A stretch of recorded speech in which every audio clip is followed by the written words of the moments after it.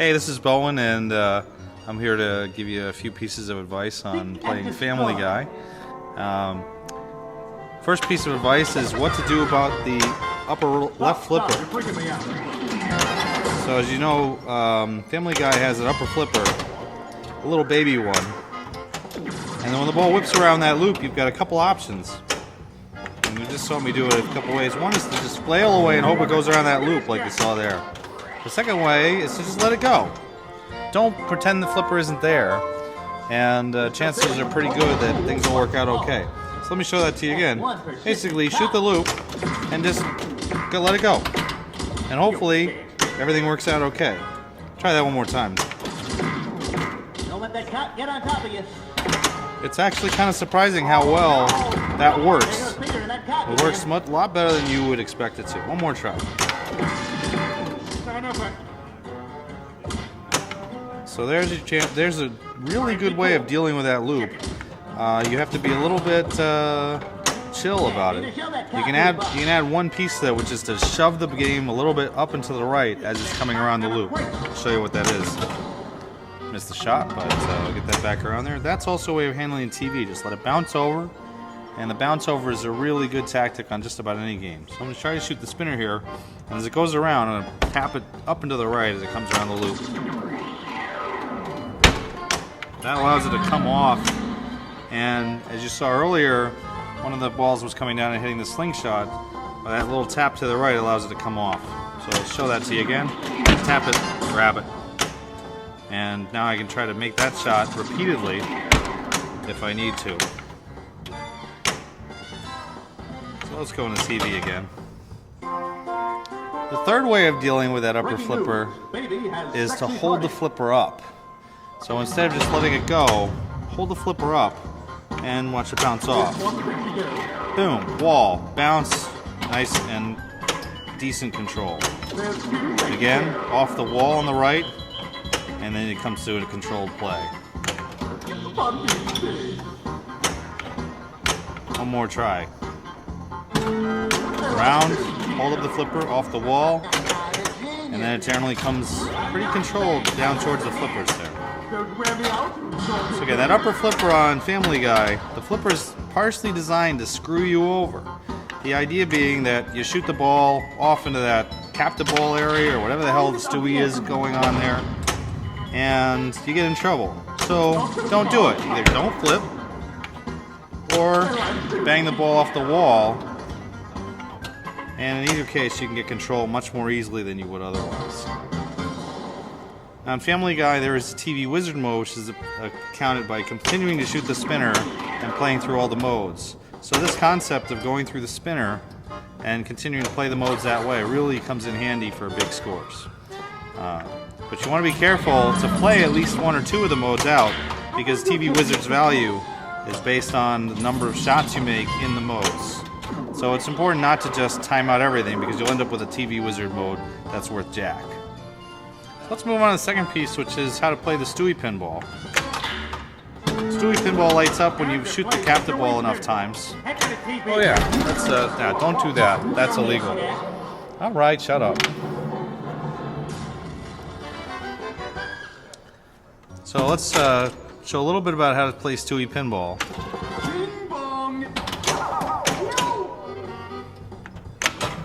First of all, shooting it into the TV and Stewie by a backhand is easier and safer than shooting it forehand. It happens on a lot of games. In fact, every shot on this pinball is easier as a backhand than as a forehand. So the lowest shot, which is the hardest shot probably, is easier to make from the right flipper. This is clearly not a very good round, but there's a shot to lowest that, thank you for not registering. Here's another one.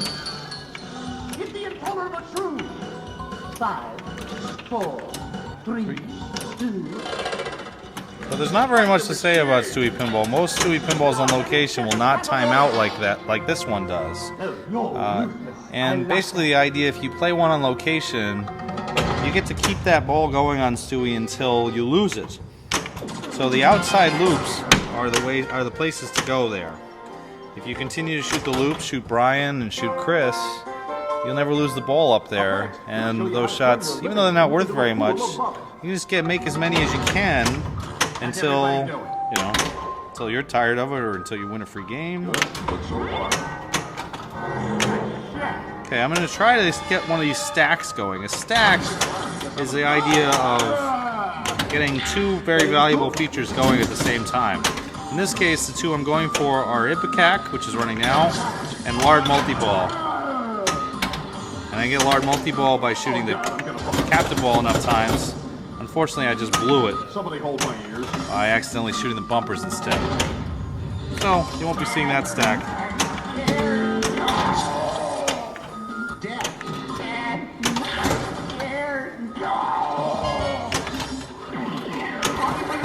Normally at this point, if I was playing a regular game, I would stop and time this mode out.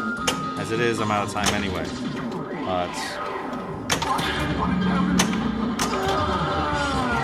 Another good stack is Crazy Chris, which is running now, along with Stewie Pinball. In fact, just about anything with Stewie Pinball is good. It's going to be difficult to complete Stewie Pinball here with how many shots are still required given the time, but it is possible, so let me see if I can do that. The key is to hit Lois early, because then you can spend the time to concentrate on the rest of them.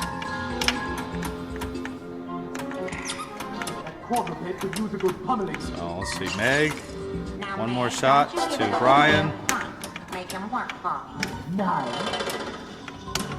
Ah, darn it. So blew that up. Crazy Chris during any multi-ball will be nice and valuable because every shot in this case is worth, I think, 600,000 is my value. The value of Crazy Chris is 200,000 times the number of times you collect Evil Monkey. So Crazy Chris can be anywhere between 200,000 and a million, depending on how many times you successfully shoot Crazy Monkey, Evil Monkey, during the shots leading up to Chris. Again, this is around the Super Griffins, which is probably the least valuable of the rounds. It's a fun round. They're all fun rounds actually in this game, but if your goal is to make it to TV Wizard, you might consider stopping at some point and just taking your cash and taking it home. If you don't get to TV Wizard, you get nothing.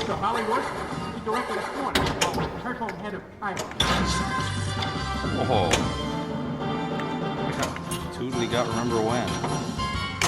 Okay, so I'm going to continue to try to get now that I'm close to TV Wizard, I'll definitely be concentrating on that quite a bit more. And I'm going to go right now for one more stack, which is the next mode, Good Old Boys, with Lard Multiball. So it says here that, well, I don't actually know how many shots I need for Lard Multiball, but I'm going to try to start Good Old Boys by shooting the spinner. Good shot, great shot. The spinner? Yes, that would not be the spinner.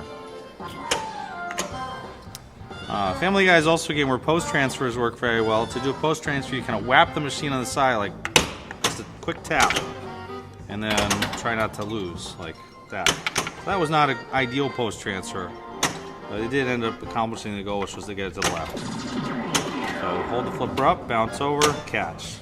Nice and safe. Try to shoot it again. Get control on the left. Shoot the spinner. Bounce it over. Try to get control again. Get a little lucky there. Now that the shot is lit, I'm gonna try to see how many shots I need for. Ruined it again. Problem with Lard Multiball is anytime you shoot it into the bumpers, the mode changes. So I'm just going to play out the Good Old Boys round and then see if I can't get the TV Wizard here. Good Old Boys is especially a good round for letting the ball go past that upper flipper because you just don't want the ball as out of control, and the spinner pays off. So spinner, let it go, grab it. Spinner, let it go, grab it.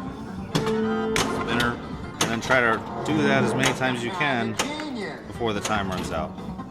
Shots in Good Old Boys are pretty valuable, so it's definitely one worth going for among the modes. And what I didn't notice is I was actually pretty close to doing Stewie Pinball, so I'm going to try to get a last second, try to get a last second go at the Stewie Pinball. Keep bricking it. Keep your eyes on the ancient mariner's scroll. I'm not going to get it. Am I? Well, what am I but to call me a biscuit? No, I will not call you a biscuit. How do you know about the machine?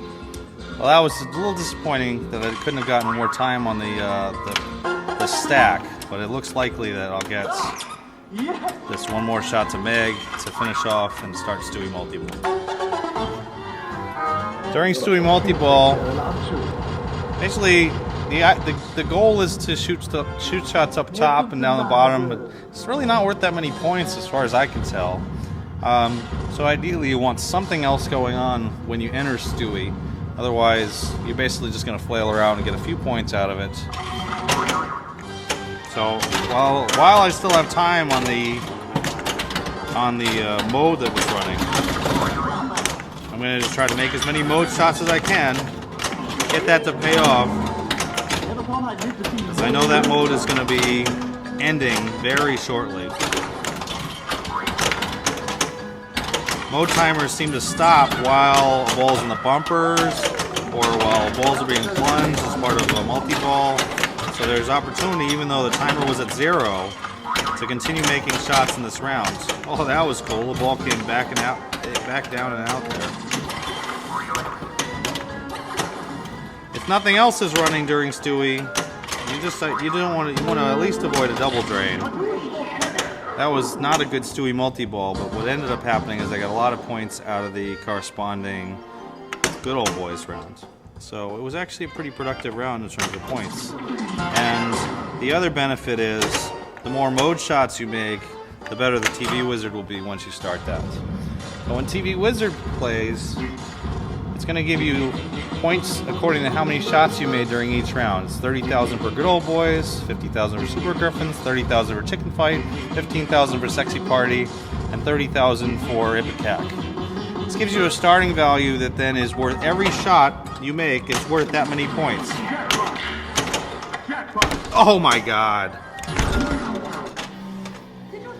Well, that was a lousy TV Wizard, but oh well. So, one thing I really like about Family Guy is that TV Wizard isn't just an automatic award. Sometimes you get to a final mode and it's just an automatic payday. TV Wizard, as you can tell from what just happened, is no such mode. And also you notice, how did I lose that ball? I lost the ball by doing exactly what I said I wouldn't do earlier, which was shoot with the upper flipper into the side wall. I did that shot because it's worth a lot of points in Stewie. I'm sorry, in TV Wizard. But in general play, that shot is just pure danger.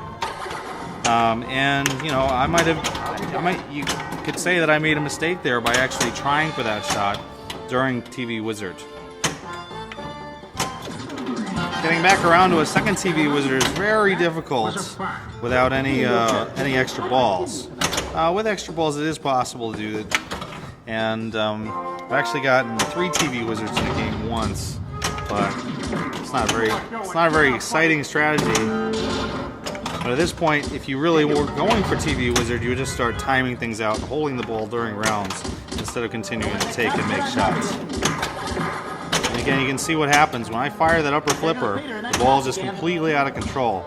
And in situations where posts are out or tilts are tight, like in tournament play, it's just dangerous. Every time you make a shot like that, if you shoot it with that upper flipper and you don't make that side ramp, you're just in trouble instantly. But if you do that, it comes right back down to you and you're pretty much safe and ready to go. So I highly recommend that, and I know it's kind of a giveaway to tell you to do it, but try it on your own machine. If you have Family Guy local to you, it actually doesn't work on every machine. Some Family Guys won't allow that, or by which I mean you make the shot and instead it puts you into even deeper danger by holding up the flipper. So try it on the one near you, see how it works out. Can't touch me. That's pretty much all the advice I have for Family Guy. I'm trying to think if there's anything else. Chris is the only person Again, use your multi-balls as supports for the other scoring features, especially modes, Good Old Boys, Ipecac, Sexy Party. The other two, Super Griffins and Chicken Fight, tend not to be worth that much by comparison. So if you can stack a multi-ball with, say, Sexy Party, that would be my next goal right now, to try and start Sexy Party and then complete the drop targets and begin part multi-ball. So let's see if I can make that happen. Uh-oh. Ah! Bad voodoo. Yeah. Pretty close to a correct death save there, but game over, man. You gotta be Thanks for watching, and I hope you've enjoyed this. Please let me know if you have questions or other games you'd like to see featured. Take care.